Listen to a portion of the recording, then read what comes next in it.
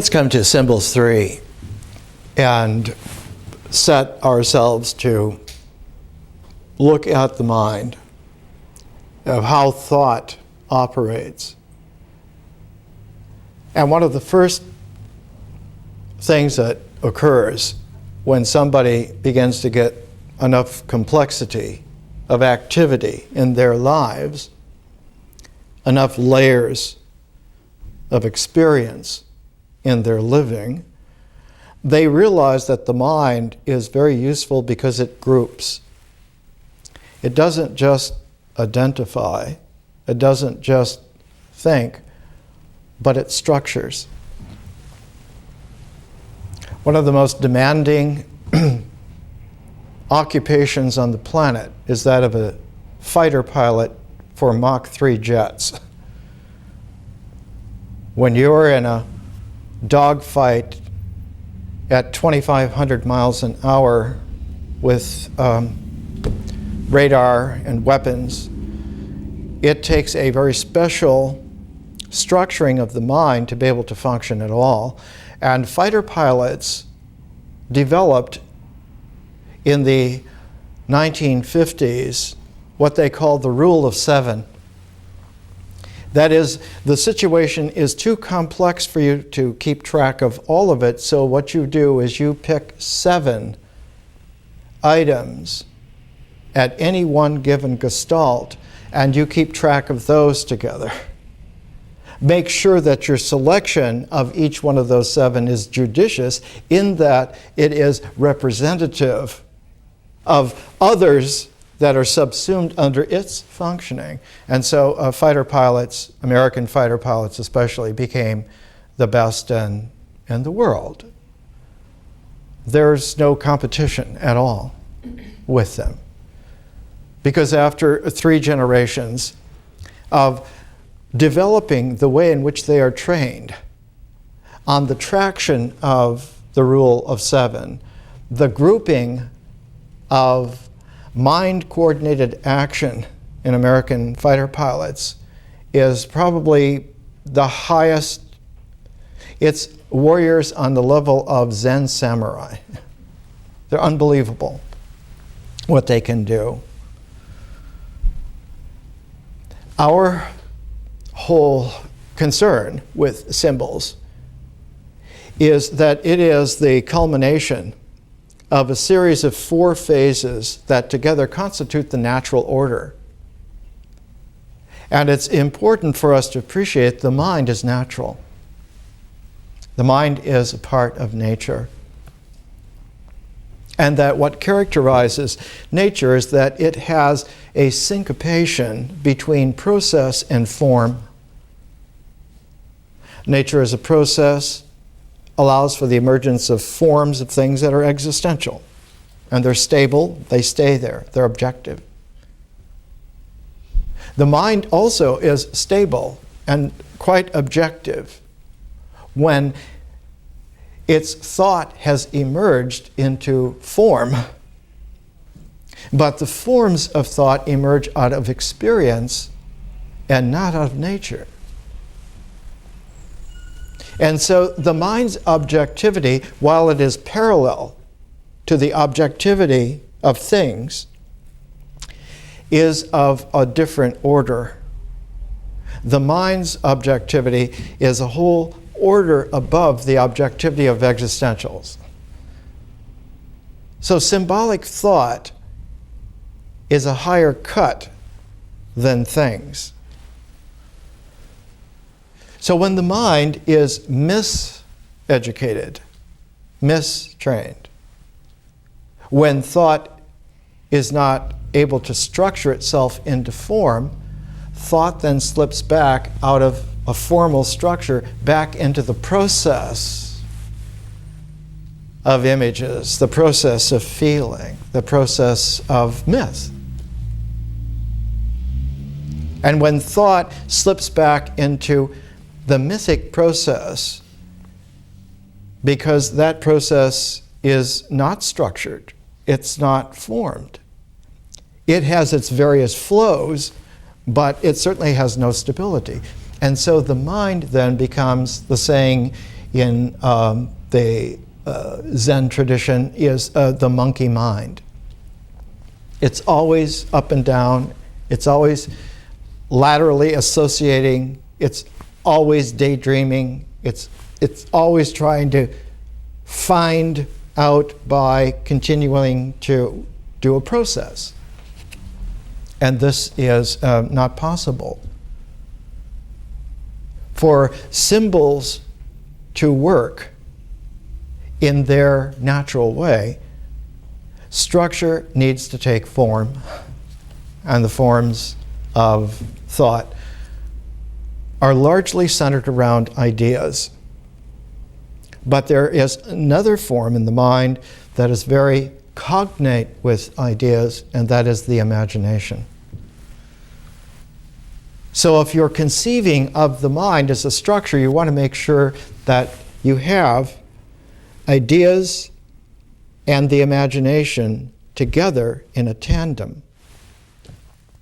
That the imagination is quite a formal structure. It organizes, it arranges images. Just like ideas, then, arrange in a different way. It's best to symbolize this by thinking of a frame of reference. The frame of reference, the frame around a picture. The images in the picture are arranged by the imagination. But the structure of that frame of reference is generally arranged by ideas. But here's a deeper way, and this is where our education is about 3 orders more sophisticated than what you would get in psychology. Ideas are formed by the corners of the frame of reference, by the angles. So if you have a frame of reference, the 4 angles give one a view towards a center, a focus. The idea then is focused because it is the focus of the angles of approach. And so thought becomes clear, and one doesn't have to have all 4 angles. Actually, if you have just one angle, you have the beginnings of accuracy of thought achieving form. And the reason for this is to take the 4 angles, take them to the center, and then allow for the center to have the 4 angles branch out from it so that you get a cross. So now you have a frame of reference that has the 4 angles backing into each other so that the center is the focus of the 4 angles together. Now you can take any one of those angles and you can make a graphable space. The vertical will be the x-axis and the bottom will be the y-axis, and you can graph things on that particular plane in the mind, and that angle will give you a pretty good précis of being able to locate values and quantities and so forth. But the deeper provision is always to be aware that that graphability is only one of 4 angles. And so the classic way of training the mind in a more sophisticated way is to always keep track of the fact that what you have graphed has its opposite, it has its reverse, and it has what is called its contrapositive. And that in order to be complete, to get the full frame of reference, the full picture, one needs to enlarge whatever you have graphed in one angle of conscious thought to let it spread out in a formal way so that it takes all of the other 3 into consideration, and one gets, again, the whole square. Now, imagination is different in the way in which it structures. Imagination structures by the edges of the square. And so it is not concerned so much with the center as a focus.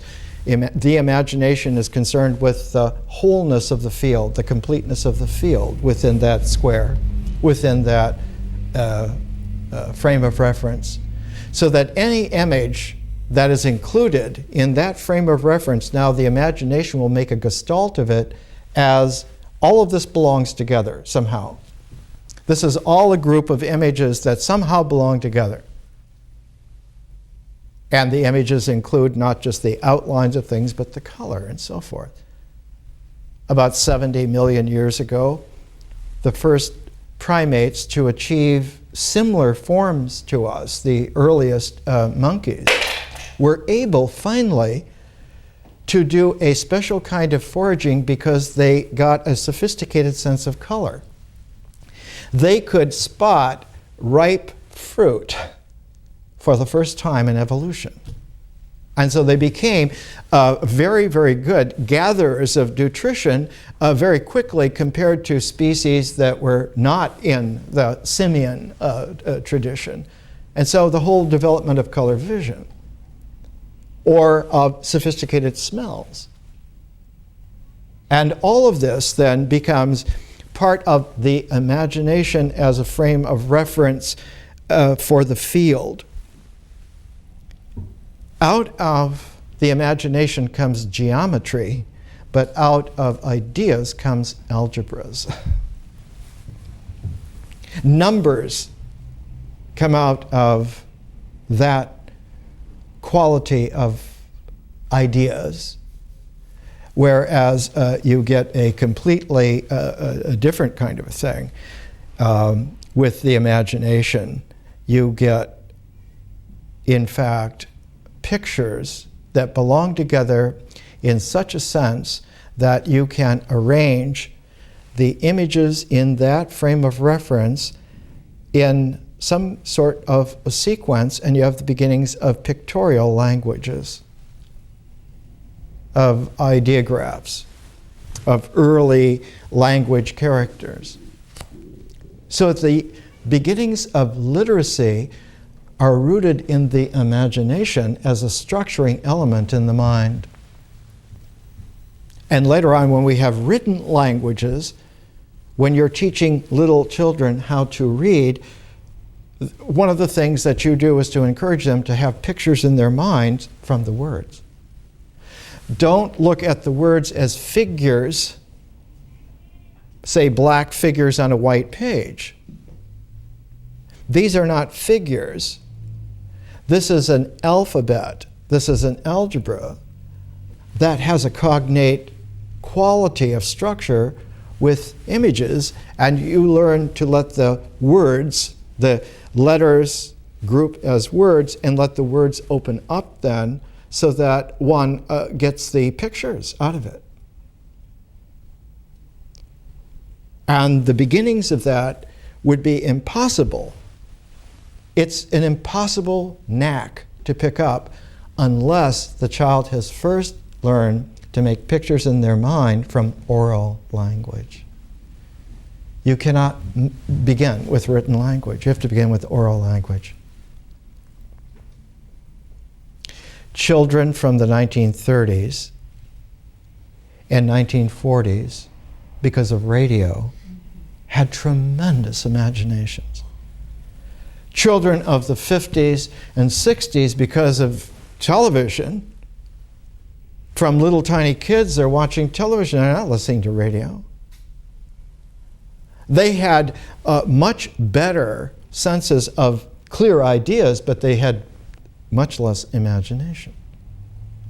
They would be astounded to learn that children in the 30s and 40s didn't just listen to the radio, you would watch the radio. And if you ever see old classic radios, they're big, and they all have this red dot light. And the dial, that's usually illuminated, a kind of a light green. And we would sit in front of that radio and watch that radio. And that radio became a storyteller. And you could have the most fantastic experiences listening.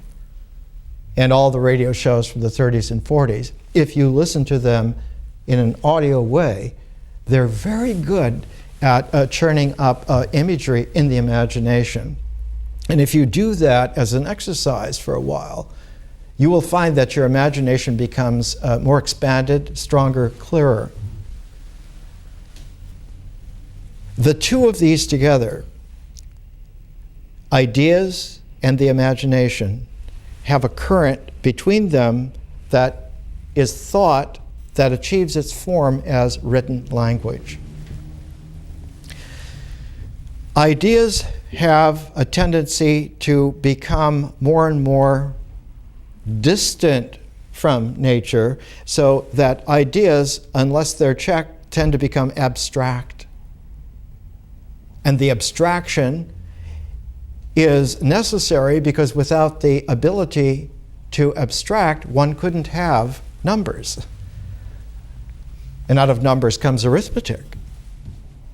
Without the ability to abstract, one would not have that quality of having letters as an algebra to encode aspects of ideas, and then finally the whole ideas. One would not have the ability to have a written language or numeracy. And so ideas need the complement of the imagination in order to be whole. And by whole, one means not just that they're balanced, but that in their balance there's a synergy. And out of that synergy, the proof is that what you write will be, will make sense. It will be truthful. Just like someone who talks in a mythic oral way, the truth of telling in a mythic way is to make sure that feeling and images are braided together so that the way one talks, someone hearing it will have the feeling and the images that are coming out of what is being said, and one can check that against nature. And when the mythic sense of feeling and images jibe together in experience, and it fits with nature, one then says that that's true. That's the way things are. And one of the ancient classic books about 2,000 years ago by one of the first great physicists in the classical days, he was a Roman, named Lucretius.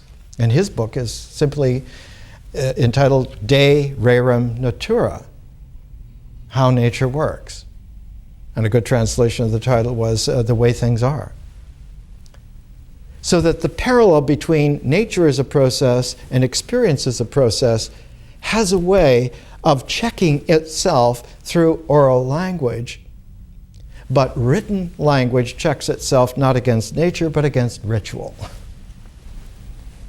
Because its parallel is not nature, and its parallel is not experience. Its parallel is ritual things.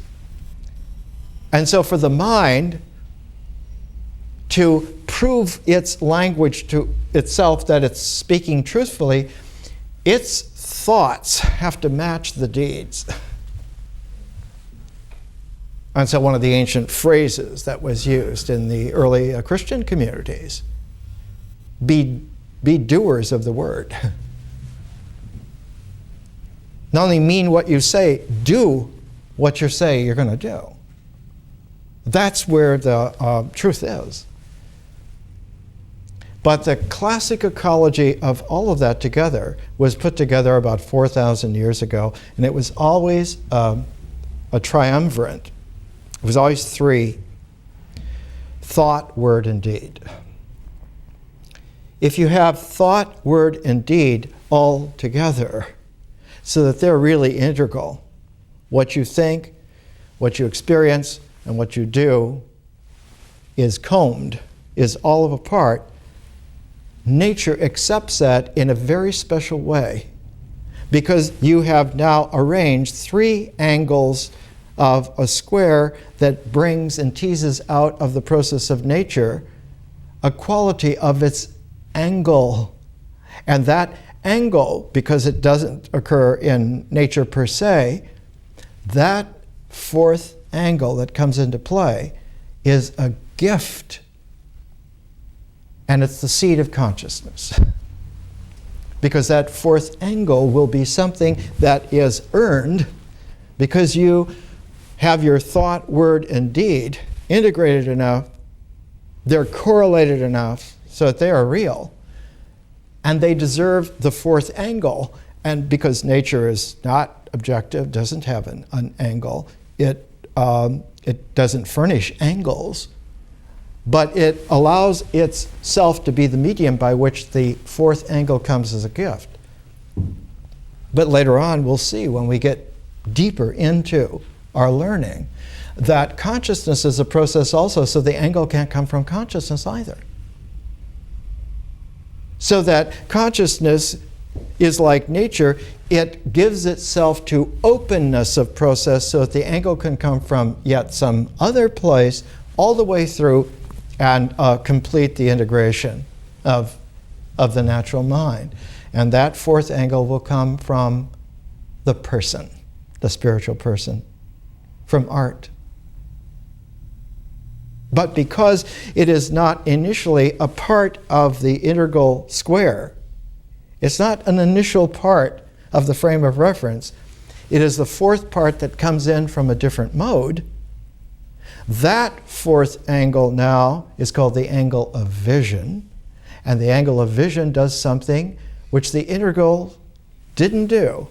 It has the transforming capacity.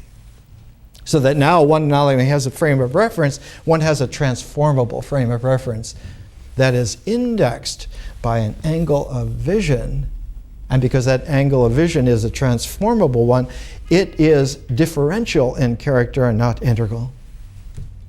And so the differential angle that joins, now one says the mind is not only clear, but it's illumined. Now it lights up. It begins to get it. Not only does all this fit together in terms of its grouping and its meaning, but it means then that if we know that, we can experiment with possibilities that, well, there are other aspects that maybe we could find out. And what comes out of that is a pair of phases that are very difficult to initially master, but if you do it right, that is, in the natural phase way that we're doing, those two other phases come into play. One of them is that if you have an angle of vision that is differential, it means then that any frame of reference is capable of being expanded or plasticized or polymerized or rearranged in different orders so that what will come out of it is another form, another differential form, and that frame of reference will not be limited by the integral mind, not be limited by the existential limits of things, but will be a further advance of the transforming capacities of the artistic person. And the further capacities are that that frame of reference now is capable of an analytic of science. And for the first time, instead of there just being an arithmetic, there's now a mathematic. It's a whole different scale. And once one gains this quality, because the analytic is a further resonance of one's person, one's artistic person, the arts and sciences are related together. They go together. One of the most beautiful ways of ever saying it was in a song that Chuck Berry wrote in the 50s. He said, "We go together like two straws in a Coke. We fit together. We belong together. Bacon and eggs." And so the arts and sciences have a resonant familiarity with each other which when they're really together in the full differential array, one then has a harmonic, one then has the harmony of the universe. And a universe that's in harmony is a cosmos. It's together because everything sings together. When we get to further into symbols, we're going to take a look at William Blake's vision of the book of Job and his illustrations and his primordiality of God's home, God's universe, is that all the morning stars sing together. They're heavenly choir. And what they sing the resonant praises in the forms of language that's not only speakable, but singable. So that it's not only speakable, so it becomes writable in the mind, but because it's singable and makes an impress beyond the mind into the spirit. And when language is able to reach the spirit, it doesn't register in a limited way. It kaleidoscopically radiates and becomes radiant. So that the artistic person is like a jewel, is radiant. Is radiant because the impress now of the singing of language allows for a very, very wonderful capacity to come into play. We are now not only able to transform ourselves, but to come together in communities and transform even larger things. So there is such a thing as a new earth and even a new heaven. That these are true things. Let's come back. Let's come back to a quality that stymies symbolic thought at first from becoming clear. One of the aspects that gets in the way is that it has a tendency to become over abstract if it doesn't keep its imagination nourished. So one has to have a rich experience. And by rich experience, not only to have experience of a lot of different things in life and different people in life, but to have the richness of a lot of imagery so that one needs to be exposed to all kinds of ways in which images occur. It isn't just water. Sometimes water are snowflakes. Sometimes it's ice. Sometimes it's a glacier. Sometimes it's a river. So making sure that the variance, even on an integral level, that the variance of images is rich, is part of it. The other aspect to that is to ensure that you're able to feel a lot of different nuances. That you don't just feel good, but there are maybe 200 ways to, quote, feel good, but many of them are very interesting because these are nuances of things. One feels good about a baby's first smile in a way that's almost irreplaceable. And anytime you see then some other person's baby smiling, that feeling tone is there. And you realize the miracle because the baby smiles, not because they have gas, but because they feel the relationality. And that relationality comes from their sentience, their ability to be touched in feeling. Even little tiny babies can be touched in feeling. When I was a young professor, because I was never around children, and when I adopted my daughter, I was already 34 and a university professor. I knew nothing about babies. And one time I couldn't get to the babysitter in time, and I had to carry my daughter in a bassinet in the back of the car and take her to this lecture. It was a scheduled course. I had to give this lecture, about 300 people. And so I carried the bassinet in and sat it down, and some young females in the front row glad to take care, and the baby slept all the way through. Her name was Sarah. Slept through the whole lecture. So I put the bassinet in the back, was going to take her back home, see if I could find the babysitter. And for some reason, the stupid intellectual professor, I started to make goofy sounds. And there was this deep guffaw laugh from the bassinet. And I was utterly shocked that babies could laugh. Not just smile, but that they were laughing out loud at what stupid sounds you're making. And it shocked me that how deep sentience goes. Sentience goes very deep. Puppies play out of sentience. Little kitties play out of sentience. Animals play. Plants have sentience. Tender shoots are like little babies.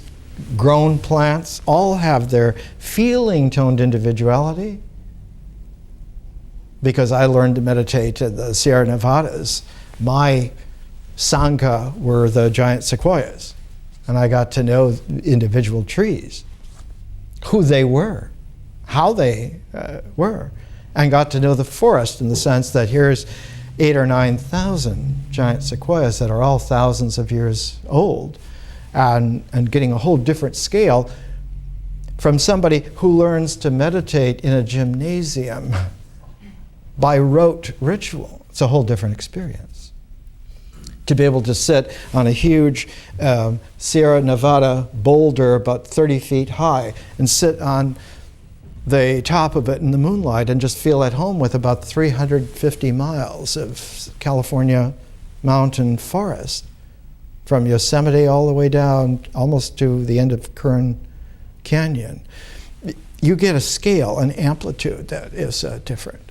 It's a different quality.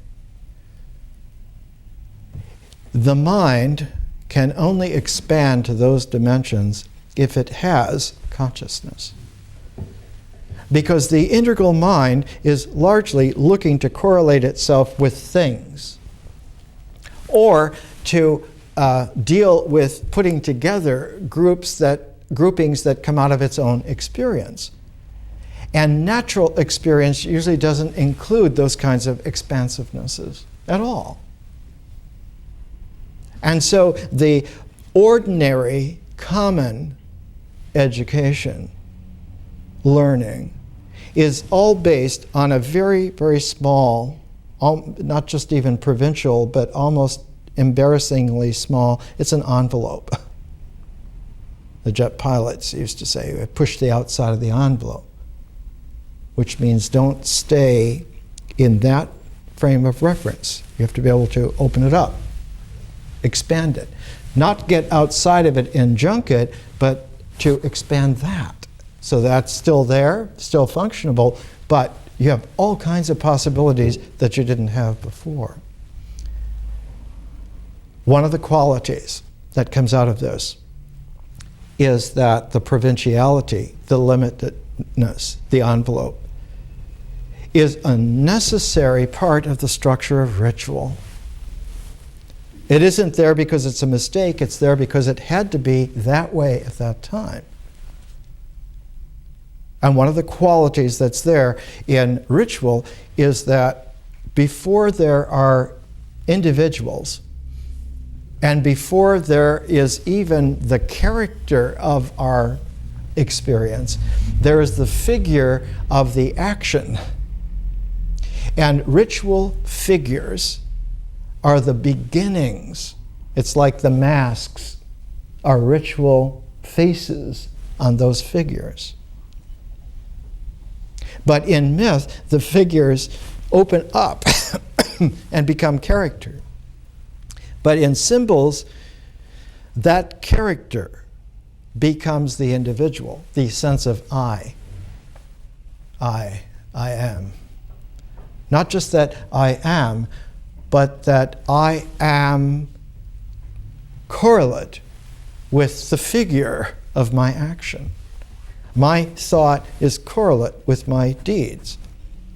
And if I use the power of my symbols to reform, to reorganize what I do so that it's more refined, then my figuration becomes refined.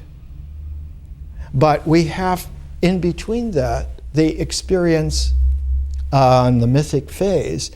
And so when the mind symbolically reorganizes your actions ritually, not only do you get a new figuration, but in between you get a new configuration. The flow of images, the flow of feeling, the flow of experience is reconfigured. And when it gets reconfigured, its check is with nature, and so it likes to flow the way that nature flows. And how does nature flow?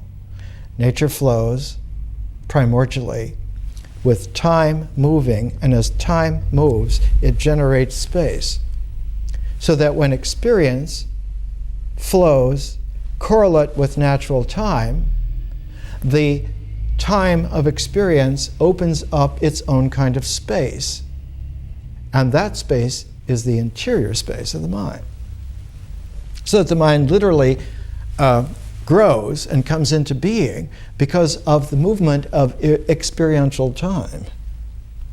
And so experienced time becomes very, very important. And in the mythic horizon, experienced time is all about tradition. It's all about culture. It's about families. It's about families in generations. And so one has the whole parfait. It's like layers that fit together, and this is the cake that you have. You have the ritual figures, you have the mythic characters, you have the symbolic individuality. And they're all part of the same cake. But the cake, as we've seen, while it occurs ultimately within nature, the symbolic aspect of that, the frosting of that cake, doesn't come out of nature, but it comes out of experience. The two elements of abstraction and imagination, if they're balanced, then symbolic language will have a truthfulness that its correlate will fit with the way in which ritual things that come purely out of nature will be real, will be stable, and will hold. It can get complicated, but one of the things that gets in the way is that if the emphasis is on abstraction, out of balance with imagination, then the individuality tends to become regressive. It's actually recursive, and it becomes an ego. An ego in the sense of egotistic. And the grouping of culture for egos are cults. They're no longer just the experience of people together. We hunt together because we know if we hunt together, we can get that game. No, now it's only members of this cult get to get that game, and those others, we're going to hunt them. So one gets in this regressive thing a kind of a crippling, and the root of it is an over-abstraction and a lack of imagination. Let's take a little break and we'll come back.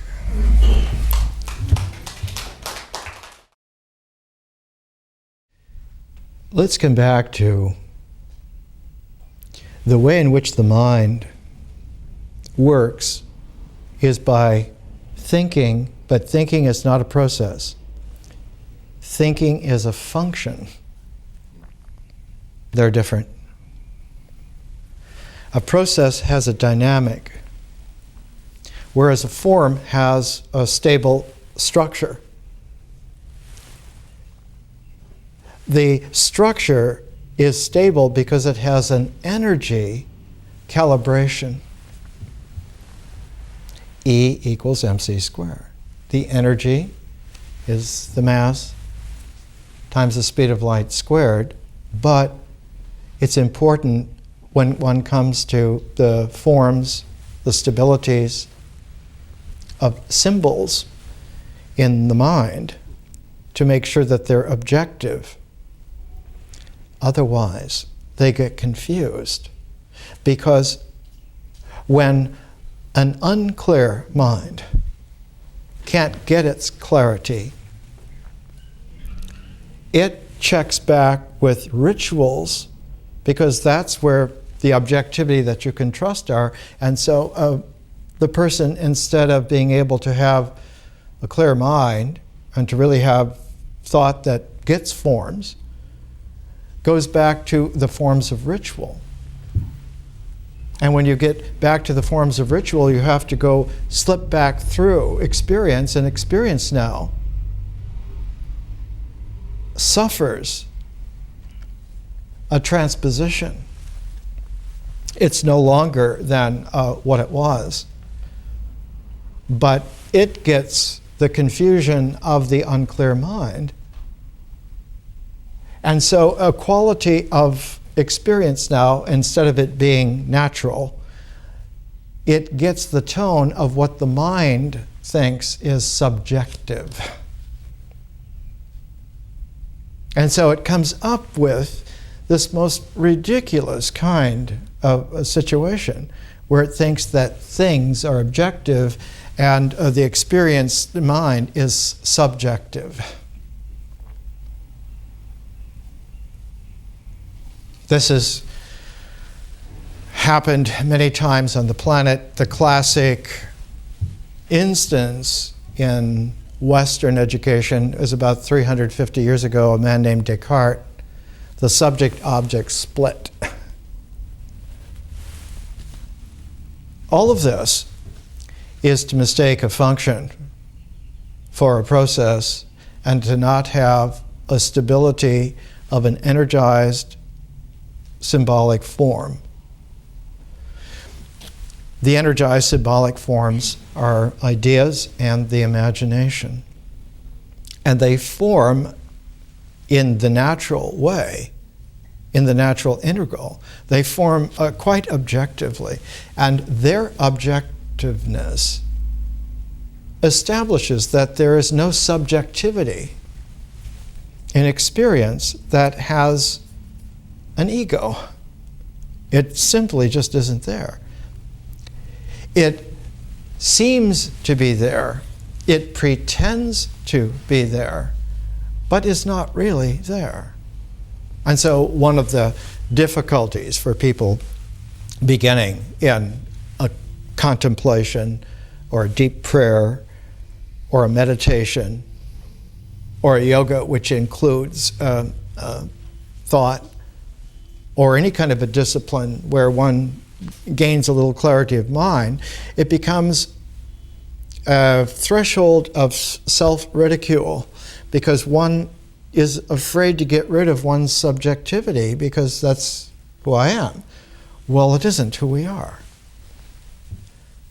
It's like a dramatic mask that has been put on and one is doing a performance with that mask. Well, that's fine. As long as you're doing just that, then that's what's going on. But it's happening as the process of a what-if situation, of a dramatic episode, and is not the sum-all, be-all of what is actual. Two ways. One can go back to the ritual actions and be specifically attentive to what you're doing so that you only do what you're doing and you become quite actual in that event. And so you get rid of the extraneousness of egotistical pretense. A watch repairer has to be meticulous about repairing that watch and not just winging it, how he feels. Well, I don't care for this watch. I don't like that person, whatever it is. Those are not a part of that ritual activity. Or you can go into the clarity of symbols, and you can see that the integral, in order for it to hold its energy form, in order to be stable, that you have to bring feeling and images together through an annealing third in that process, and that annealing third, it's an alchemical term, means they come together in such a way that they now are together. They anneal together. Feeling and images anneal together in oral language, spoken language. It isn't that spoken language is so much a discourse. That's what Descartes thought. It's a discourse. No, it isn't a discourse. A discourse is an idea of a form of languaging, but is not what is there. It's actually mythos. It's storytelling. And the flow of that storytelling has a beginning, it has a middle, and it has an end. So that's the story. And it rolls along in its dynamic on images and on feelings. And the more that the images and feelings go together, the more that that story is worth hearing, is worth telling. It's a very simple test that one can make. Let's listen to a little bit of an episode out of A Master Storyteller. This is out of Faulkner's As I Lay Dying. The mother, who is the center of that family, is dying. Her husband is not loved, has never been loved. He doesn't know how to love. The various children were children under circumstances that she made exceptions and deals with life. One of her sons is illegitimate because she wanted to have that experience.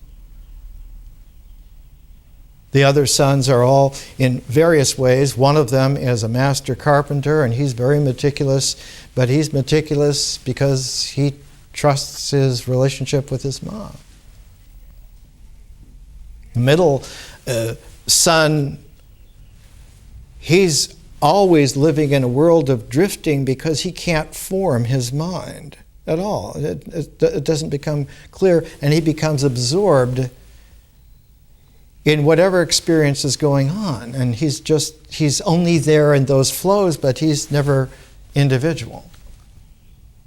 So he's always an absorbed character in events. And this happens. I remember one time I was a very good friend who was an older doctor, a physician, and we were picking up one of his patients to take back home from one of the hospitals here, Daniel Freeman in Los Angeles. And she was an old alcoholic. She was in her early 80s. And you couldn't talk with her. There was no one there to talk with. But she talked incessantly, and what she talked was all the signs that she read. She would read them out loud, and that was her language, was to constantly report the signs that were there. And she had fantastic accuracy of vision like a gunfighter. She could read street signs that were half a block away, you could barely tell, and she would read all these signs out loud. There was no individuality that was stable there. But her mythic character, because it was based on the accuracy of this ritual of reading those signs, she was incredible. She was like a phenomenon. Here's Faulkner.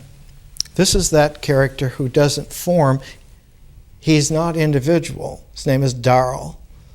Good Southern boy's name from the 30s. Darrell. And he just hears and sees what's there. He doesn't understand any of it. But he just reports it through Faulkner's words of what actually accurately is happening and is being said without any interpretation whatever. It's just here. But the flow has that kind of veracity. The mother's dying. The daughter, Dewey Dell, has been fanning the mother on this kind of corn husk shuck bed in this little room. These are very poor white sharecroppers, board walls, and lucky if there's a piece of plastic for glass. Ma, she says, Ma. She is looking out the window at Cash, stooping steadily at the board in the failing light, laboring on towards darkness, and into it as though the stroking of the saw illumined its own motion. Board and saw engendered. You, Cash, she shouts, her voice harsh, strong, and unimpaired. You, Cash. He looks up at the gaunt face framed by the window in the twilight. It is a composite picture of all time since he was a child. He drops the saw and lifts the board for her to see, watching the window in which the face has not moved. He drags the second plank into position, slants the two of them into their final juxtaposition, gesturing towards the ones yet on the ground, shaping with his empty hand in pantomime the finished box, her coffin. For a while, still, she looks down at him. From the composite picture, neither with censure nor approbation, then the face disappears. She lies back and turns her head without so much as glancing at Pa. She looks at Vardaman, the youngest boy. Her eyes, the life in them rushing suddenly upon them, the two flames glare up for a steady instant. Then they go out as though someone had leaned down and blown upon them. Ma, Dewey Dell says, Ma, leaning above the bed, her hands lifted a little, the fan still moving like it has for 10 days. She begins to keen. That's rocking back and forth and moaning. Her voice is strong, young, tremulous, and clear, wrapped with its own timbre and volume, the fan still moving steadily up and down, whispering the useless air. Then she flings herself across Addie Bundren's knees, clutching her, shaking her with the furious strength of the young, before sprawling suddenly across the handful of rotten bones that Addie Bundren left, jarring the whole bed into a chattering semblance of mattress shucks, her arms outflung, and the fan in one hand still beating with expiring breath into the quilt.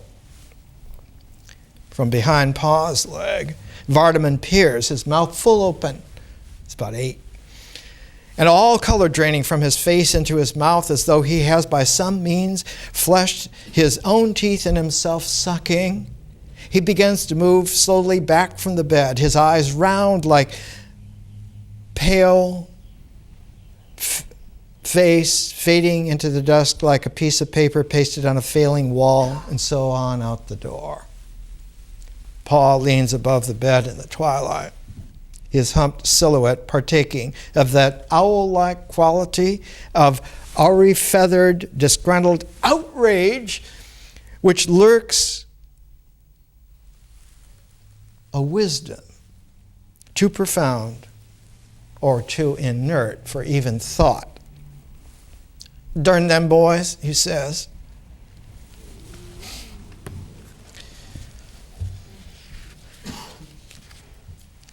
This is for us when we hear it orally. This is experience. Refined indeed. But for us hearing it, it's experience.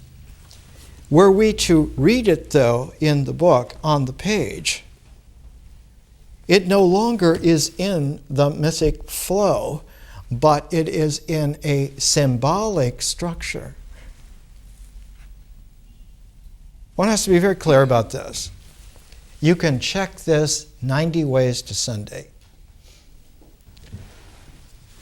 reading it is not just a different experience, it is not experience at all. It is partaking of the structured energy of a thought form centered in the imagination, but also balanced by ideas. And the more that one gives oneself to nourishing your imagination so it really does structure stably a rather rich form, and the more that one goes into ideas, and those ideas become more energized and clearer and structured so that they fit with the imagination, the more the reading of this becomes an aspect of opening up and illumining the structure of your own mind. To read this is symbolic. To hear it read is an oral experience. Now, I have mostly for 40 years given oral lectures so that it stays as an experience. Because one of the qualities that was there when I began working on this problem is, why is it that with all the learning that everybody has done, are we in such a mess? Continuously. And it is such a perfect mess that there is no solution within its own terms. The only solution is to change it somehow. It's like poisoned water. It doesn't matter if you drink it out of a glass or if you just sip it. The water is poison. So there has to be a way to purify that water. Education was poisoned. And it was apparent to me 40 years ago that it was impossible. There was nothing that anyone could do except go back through it.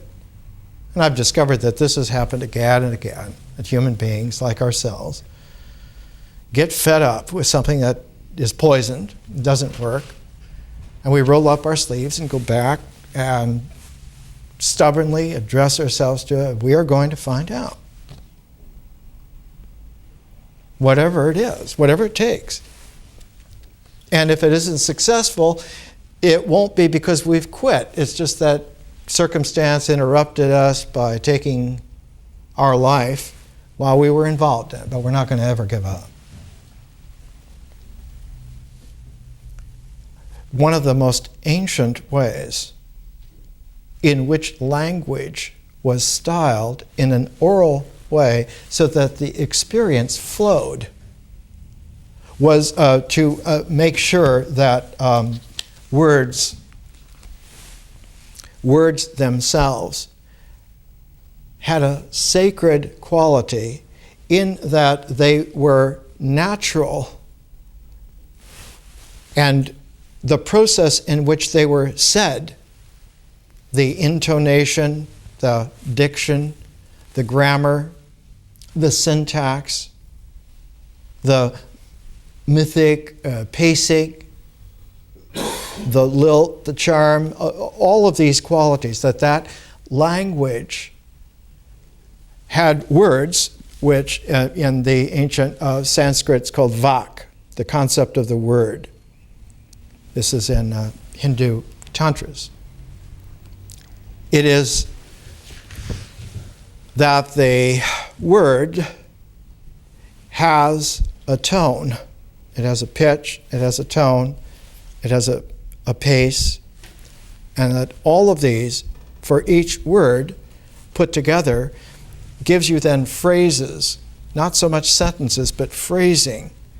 And the phrasing itself is another order of resonances.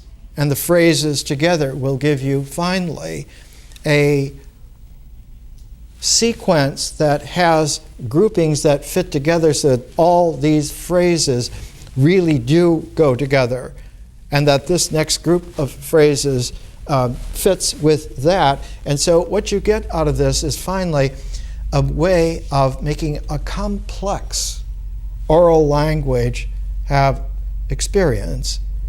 And that particular process is called making mantra.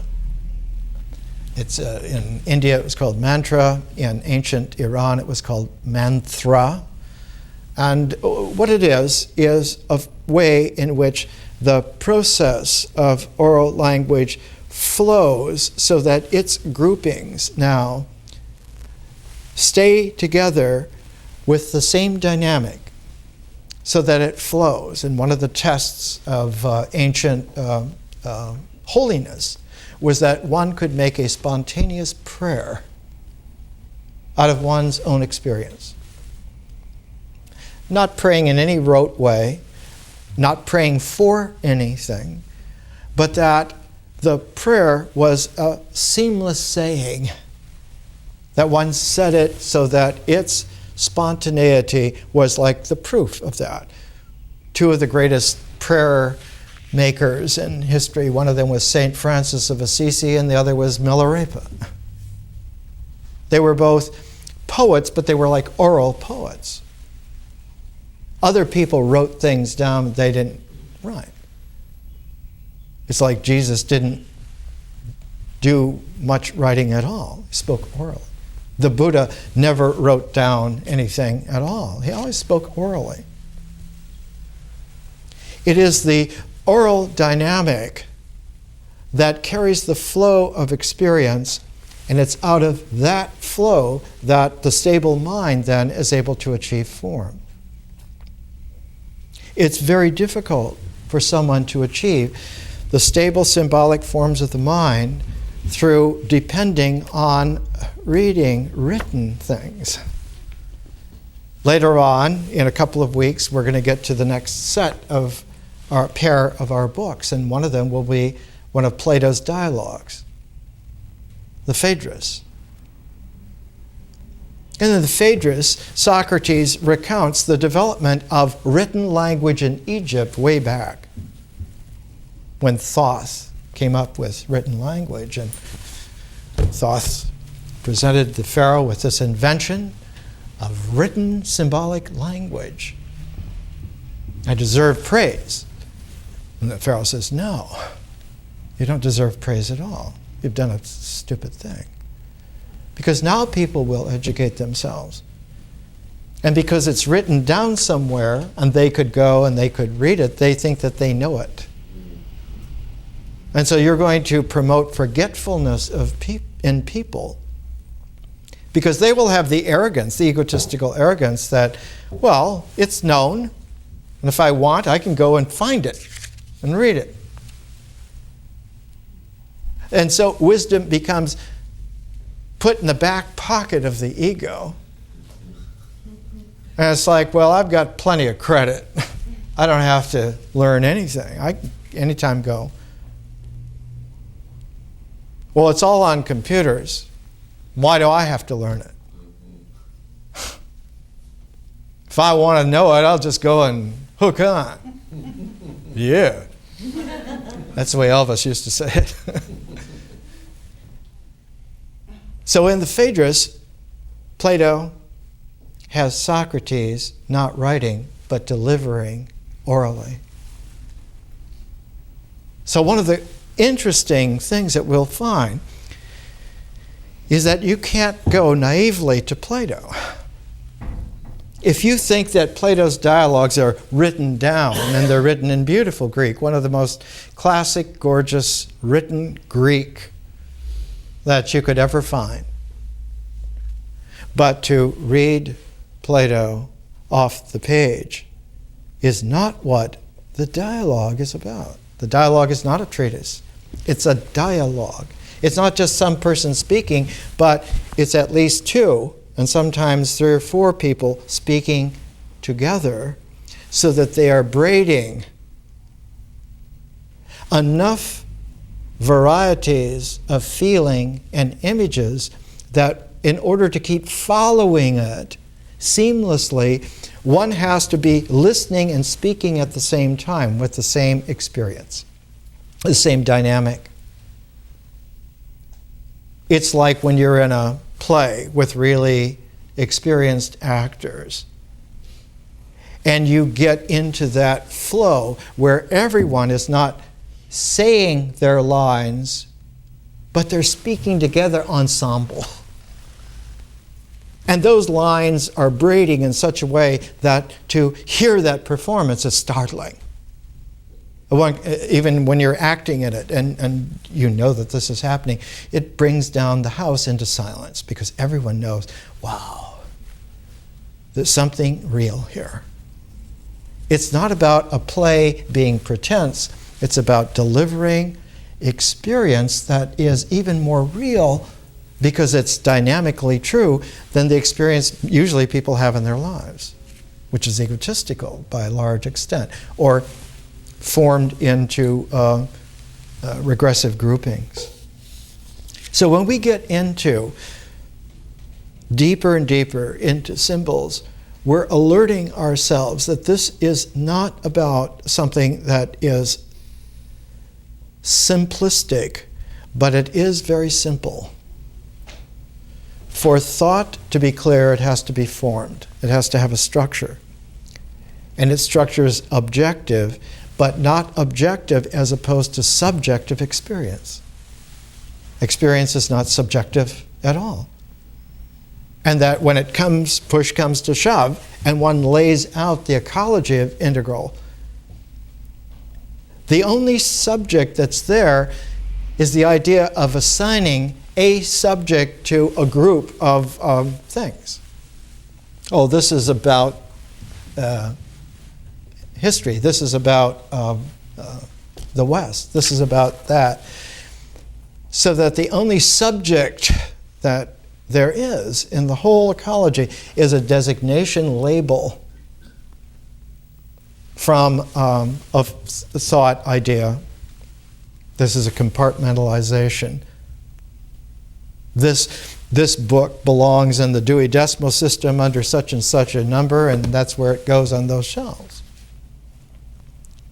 Or, no, this book is a book of fiction, and this book is a book of nonfiction.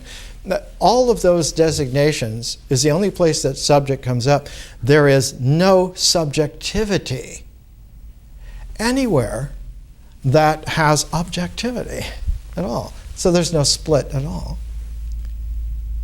What is there, in fact, instead of a split, is a tunability.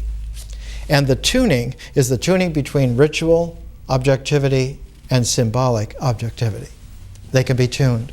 Not only tuned, they can be aligned, they can be matched, they can be equated, they can have representational referentiality between the two of them, but that all of those capacities in thought, in experience, are not capacities, but they're functions of the mythic process of experience, functions of experience. And so it takes a lot to get over the addiction of trusting falseness by assuming that it must be there because almost everyone you meet assumes it's there. It is not the case at all. Everyone could be wrong.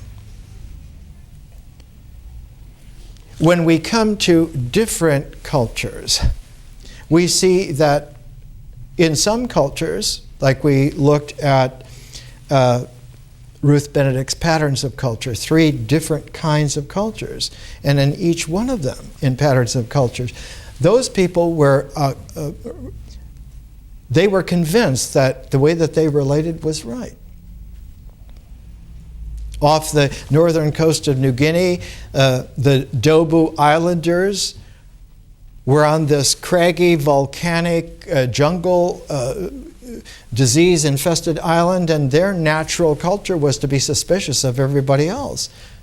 And you were a good Dobuan by being very, very good at not only suspicion, but sorcery to make sure you could protect yourself against their sorcery, and that you had good sorcery so you could get them.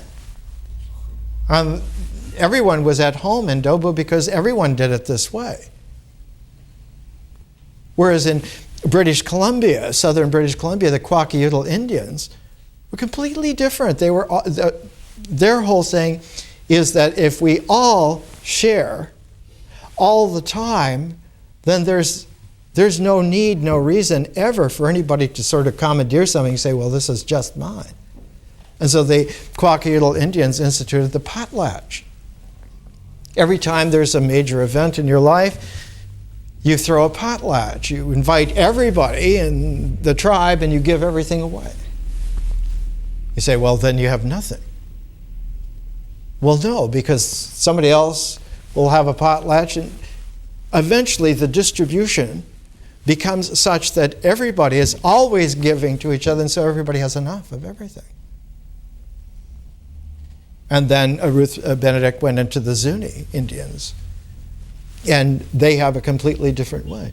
So when one does a comparison of ways of experiencing and culture, one comes up eventually not just with 3, but with thousands of ways to be human. Thousands of ways in which one is very comfortable in that. Each one of them, though, is its own patch.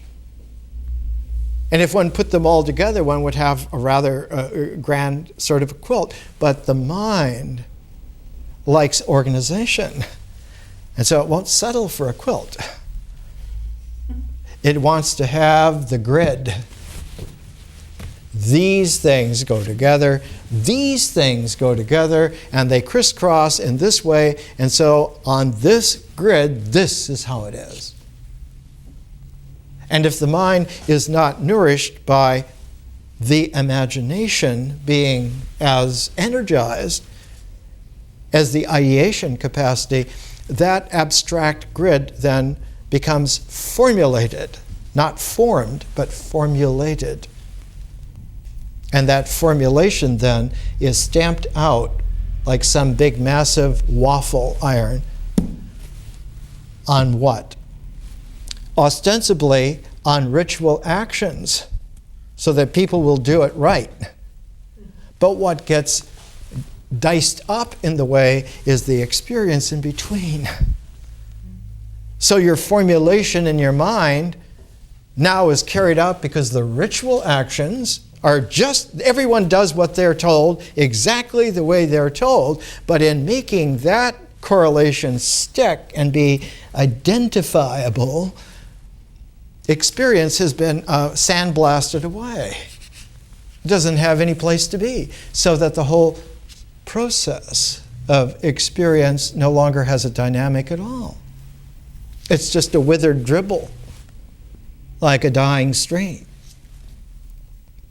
And if one has the identification that one's ego is subjectively there in one's experience, and you have this, you get the alienation. You get the feeling that nothing is right. They must have done it.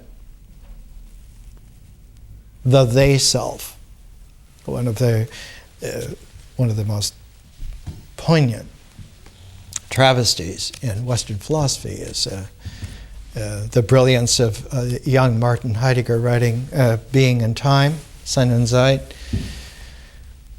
And he goes into a deep characterization of the falsity of the they self that operates as if it is you. But he could never finish Being and Time because he became a Nazi. Oh, gosh.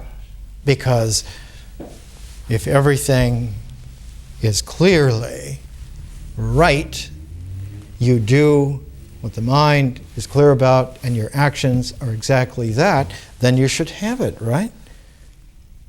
But the entire range of human experience becomes shredded in making those correlations.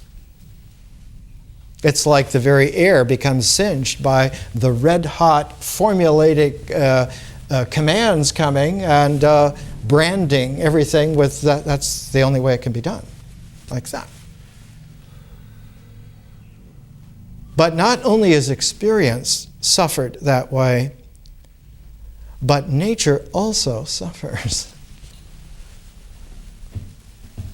Because not only is experience flowing with nature, nature for a long time has flowed with experience. And so when experience suffers that, because it's flowed together with nature, nature also suffers.